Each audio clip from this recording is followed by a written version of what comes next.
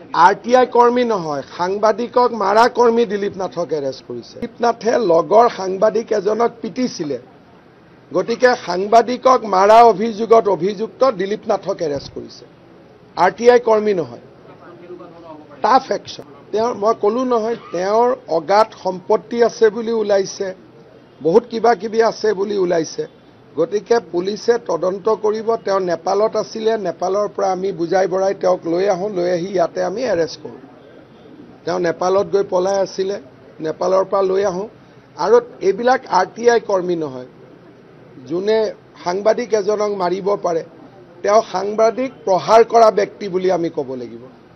কাৰণ আমিতো এইবিলাক কাম বুজি নাপাওঁ। সাংবাদিকক যোনে প্ৰহাৰ কৰিব পাৰে, তেওঁ কিমান ডাঙৰ অভিযুক্ত হ'ব।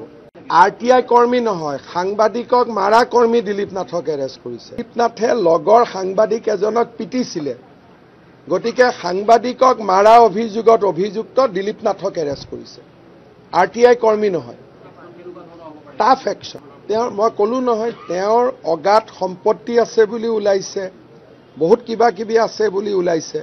গতিকে পুলিচে তদন্ত কৰিব। তেওঁ নেপালত আছিলে, নেপালৰ পৰা আমি বুজাই বঢ়াই তেওঁক লৈ আহোঁ, লৈ আহি ইয়াতে আমি এৰেষ্ট কৰোঁ। তেওঁ নেপালত গৈ পলাই আছিলে, নেপালৰ পৰা লৈ আহোঁ। আৰু এইবিলাক RTI কৰ্মী নহয়, যোনে সাংবাদিক এজনক মাৰিব পাৰে, তেওঁ সাংবাদিক প্ৰহাৰ কৰা ব্যক্তি বুলি আমি ক'ব লাগিব। কাৰণ আমিতো এইবিলাক কাম বুজি নাপাওঁ। সাংবাদিকক যোনে প্ৰহাৰ কৰিব পাৰে, তেওঁ কিমান ডাঙৰ অভিযুক্ত হ'ব। RTI কৰ্মী নহয়, সাংবাদিকক মাৰা কৰ্মী দিলীপ নাথক এৰেষ্ট কৰিছে। দিলীপ নাথে লগৰ সাংবাদিক এজনক পিটিছিলে, গতিকে সাংবাদিকক মাৰা অভিযোগত অভিযুক্ত দিলীপ নাথক এৰেষ্ট কৰিছে। RTI কৰ্মী নহয়, টাফ একশ্যন। মই ক'লো নহয়, তেওঁৰ অগাধ সম্পত্তি আছে বুলি ওলাইছে, বহুত কিবা কিবি আছে বুলি ওলাইছে। গতিকে পুলিচে তদন্ত কৰিব। তেওঁ নেপালত আছিলে, নেপালৰ পৰা আমি বুজাই বঢ়াই তেওঁক লৈ আহোঁ, লৈ আহি ইয়াতে আমি এৰেষ্ট কৰোঁ। তেওঁ নেপালত গৈ পলাই আছিলে, নেপালৰ পৰা লৈ আহোঁ।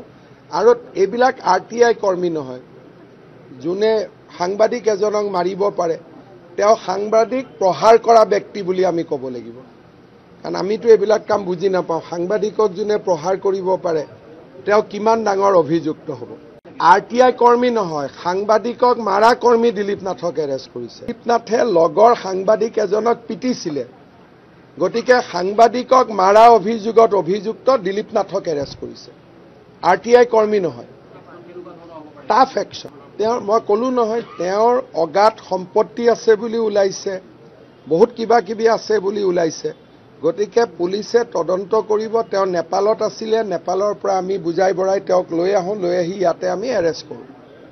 তেওঁ নেপালত গৈ পলাই আছিলে, নেপালৰ পৰা লৈ আহোঁ।